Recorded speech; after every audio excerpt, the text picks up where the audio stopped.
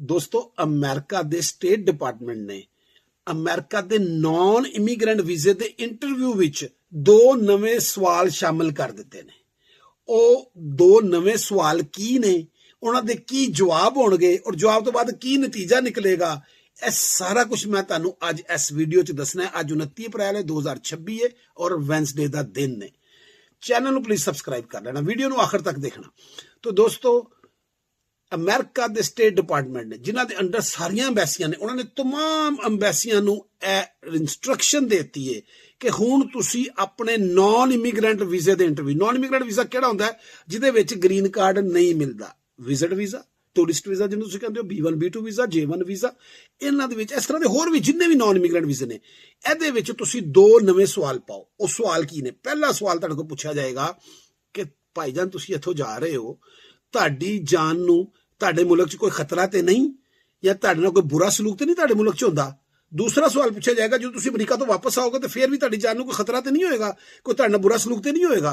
ਇਹ 2 ਸਵਾਲ ਤੁਹਾਡੇ ਕੋਲ ਪੁੱਛੇ ਜਾਣਗੇ। ਹੁਣ ਤੁਸੀਂ ਇਹਦਾ ਜਵਾਬ ਦਿਓਗੇ ਹਾਂ ਜੀ ਮੇਰੀ ਜਾਨ ਨੂੰ ਖਤਰਾ, ਮੇਰੇ ਨਾਲ ਬੜਾ ਬੁਰਾ ਸਲੂਕ ਹੁੰਦਾ ਹੈ, ਤੇ ਤੁਹਾਡਾ ਵੀਜ਼ਾ ਰਿਫਿਊਜ਼ ਹੋਣ ਦੇ ਚਾਂਸ ਬਹੁਤ ਵੱਧ ਜਾਣਗੇ। ਉਹਦੀ ਵਜ੍ਹਾ ਉਹ ਅਸਾਈਲਮ ਨੂੰ ਰੋਕਣਾ ਚਾਹ ਰਹੇ ਨੇ। ਅਸਾਈਲਮ ਕਿਉਂਕਿ ਬਹੁਤ ਜ਼ਿਆਦਾ ਨੌਨ ਇਮੀਗ੍ਰੈਂਟ ਵੀਜ਼ੇ ਤੇ ਆ ਕੇ ਅਪਲਾਈ ਹੁੰਦਾ, इस वास्ते वो चाहते हैं कि ਇਹਦੇ ਉੱਤੇ ਬਾਰ ਲੱਗ ਜਾਏ, ਇਹਦੇ ਉੱਤੇ ਇੱਕ मतलब कि एक ऐसा फिल्टर लग जाए जिस च सानू बंदे दा पता लग जाए कि की चक्कर है। हुण जनाबे आला अगर तुसी हाँ करती तो समझो कि बहुत मुश्किल हो जाएगा वीज़ा लेना कि भी इन्हें जाना है और इन्हें असाइलम अप्लाई करना ही करना है।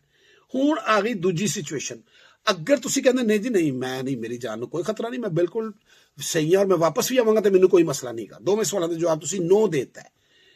हुण तुसी अगर अमरीका आके असाइलम अप्लाई करोगे तो सारा कच्चा चट्टा कट के उन्हें तुहाडे सामने रख देना। ऐसे वास्ते यह सवाल करते पे ने कि पहले इहनूं उत्थे रोक दिता जाए। अगर यह झूठ बोल के भी अगे चला जाता है तो समझो कि फिर असीं इहनूं असाइलम च फड़ लांगे।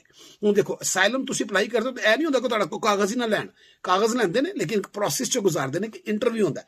इंटर दे विच जदों तुहानूं पुछणगे भी क्यों, तुसीं दसोगे भी ऐ मेरी जान नूं खतरा है, क्योंकि तू तो कह के आया सी मैनूं खतरा ही कोई नहीं गा तो मैं तो बिल्कुल ठीक है, मैं आके भी ठीक रहांगा। ਇਹਦਾ मतलब तुसीं साडे नाल झूठ बोलिया। उहदे च 2 चीज़ां होणगीਆਂ, एक मिसरिप्रजेंटेशन आ जाएगी, दूसरा ਤੁਹਾਡੀ क्रेडिबिलिटी ਦੇ ਉੱਤੇ सवालिया निशान लग जाएगा भी ਇਹ तो बंदा क्रेडिबल नहीं गा, तो फिर की होएगा ਅਸਾਈਲਮ ਰਿਫਿਊਜ਼ ਹੋ ਜਾਏਗਾ।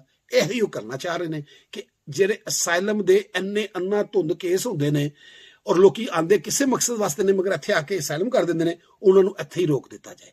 ਇਸ ਵਾਸਤੇ ਇਹ ਨਵਾਂ ਕੰਮ ਸ਼ੁਰੂ ਹੋਇਆ। ਹੁਣ ਦੇਖੋ ਇਹਦਾ ਕੀ ਹੁੰਦਾ। ਹਮੇਸ਼ਾ ਮੈਂ ਕਹਿੰਦਾ ਕਿ ਕਦੀ ਵੀ ਅਮਰੀਕਨ ਸਿਸਟਮ ਦੇ ਵਿੱਚ ਝੂਠ ਨਹੀਂ ਬੋਲਣਾ। ਝੂਠ ਬੋਲਦਾ ਤੇ ਤੁਸੀਂ ਫਸ ਜਾਓ। ਇਹਨਾਂ ਨੇ ਤੁਹਾਨੂੰ ਕਿਧਰੋਂ ਨਾ ਕਿਧਰੋਂ ਫਸਾ ਲੈਣਾ। ਉਹਦੀ ਵਜ੍ਹਾ ਕੀ ਹੈ ਕਿ ਇਹਨਾਂ ਕੋਲ ਇੰਨੇ ਕੁ ਫਿਲਟਰ ਨੇ, ਇੰਨੇ ਕੁ ਸਿਸਟਮ ਨੇ ਕਿ ਇਹ ਝੂਠ ਬਾਹਰ ਲੈ ਹੀ ਆਉਂਦੇ ਨੇ। ਚੈਨਲ ਨੂੰ ਸਬਸਕ੍ਰਾਈਬ ਕਰ ਲੈਣਾ। Thank you so much.